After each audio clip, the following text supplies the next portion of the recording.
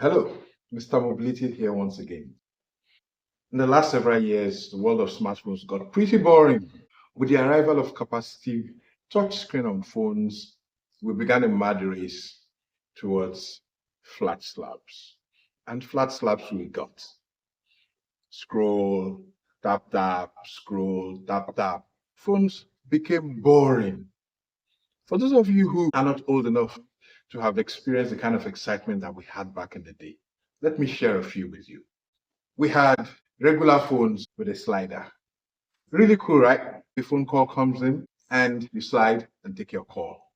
Pretty exciting. QWERTY vertical sliders, right? These were interesting form factors. Nokia was mad and had all manner of shapes and sizes of phones, including this. This is not even one of the weirdest. There were phones that looked like cigarettes, phones that look like biros, phones that look like everything under the face of the earth. We had horizontal sliders. You could use this in horizontal mode this way. You could also use it as a normal phone. We had the BlackBerry Passport, beautiful form factor, one of two or three phones of its kind ever in the world. The world of phones was exciting before our touchscreen slabs came. We also had flip phones. And talking about flip phones, what are some of the best that came along back in those days? So this is a throwback. I was never a huge fan of the flip form factor. Why? Because T9, we call this kind of keypads T9, alphanumeric keypads. It's the keypad on your regular feature phones and all that. Because T9 was extremely hard to type on, and I was more interested in phones that allowed me to be productive, which is why phones with a QWERTY keyboard were my favorites, right? I absolutely enjoyed the Nokia communicators, slider phones like this from Nokia, from Ericsson, from Sony. QWERTY keyboards were my thing. I wanted productivity. I needed to be able to type. I needed to be able to get my work done. Email, documents, blog posts, whatever it was. These puny things with tiny screens and tiny keypads were not my thing. But here's the interesting thing. There were a few flip phones from back then that allowed me to get my work done. First on the list was the Motorola O8. This was one of the earliest touchscreen phones in the world. Back then, before the advent of the iPhone, we had touchscreen phones, but you could only use a stylus with them. They were called resistive touchscreens. The iPhone introduced capacitive touchscreens that allowed us to interact with the screen with our fingers. But before then, the only thing you could pretty much use to interact with a touchscreen device was a stylus. The Motorola company had a stylus. It had a big screen. It was a monochrome screen. It had mobile internet too.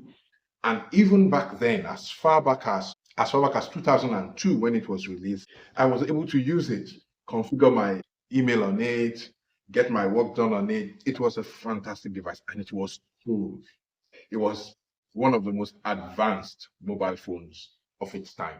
I also used the Ericson R380S. This was a gorgeous phone, also with a large resistive touchscreen, but it had a flip on top, so you could use it as a normal phone and then open it up and use it in horizontal mode with the touchscreen. Superb built-in email capabilities, built-in web browsing capabilities. Of course, there were no third-party apps. There were no app stores back then. But this was the first phone to be officially marketed and referred to as a smartphone. And it was really smart. I absolutely enjoyed using it.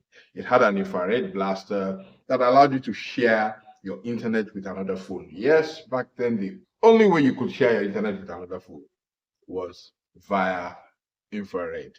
We did not have Wi-Fi back then. So whatever your network offered was what you could use on your phone.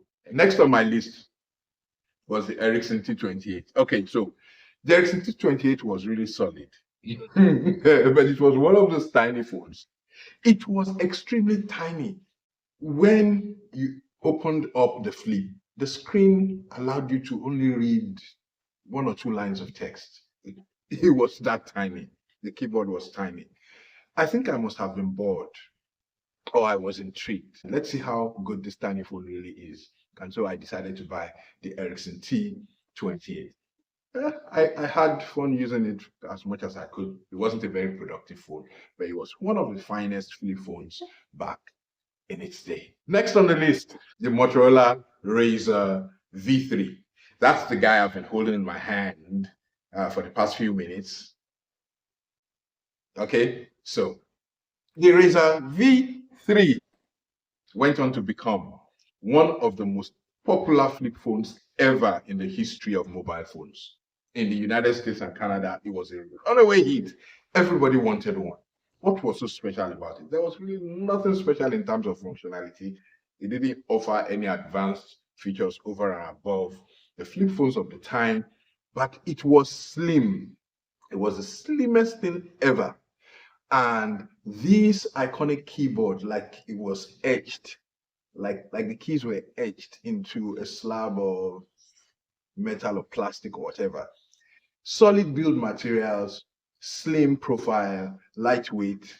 The Motorola V3 was loved everywhere it went, and it sold like hotcake. As a matter of fact, it will have been the top-selling cell phone of 2004, if not that it was beaten by the Nokia 2600. These 4 phones, the Motorola A8 are complete, the Ericson R380S, the Ericson T28, and the Motorola Razr V3 were some of the best flip phones from back then. Which one of these did you own? Did you own any other type of flip phones? Were you a fan of flip phones back then? I know for a fact that flip phones back then had a cool factor. I mean, a phone call comes in and you do this. It was pretty cool. And then when you're done, you do this. You've seen it in movies. Pretty cool. Even till now, modern flip phones like the Techno Phantom V Flip have that cool effect. I was out and about yesterday and somebody went like, "This your phone closes?" I said, "Yes." And then I opened it for him and he was like, "Oh, wow, this is cool. I'd love to have something like that." So flip phones have always had that cool factor. Did you own any? Did you win any points for owning any? If you had to bring back any flip phone from the past, which would it be? Tell me in the comment section below. Don't forget to follow my channel. Don't forget to like this video and share it with your friends. I have tons of exciting stuff to share with you. I'll see you again next time.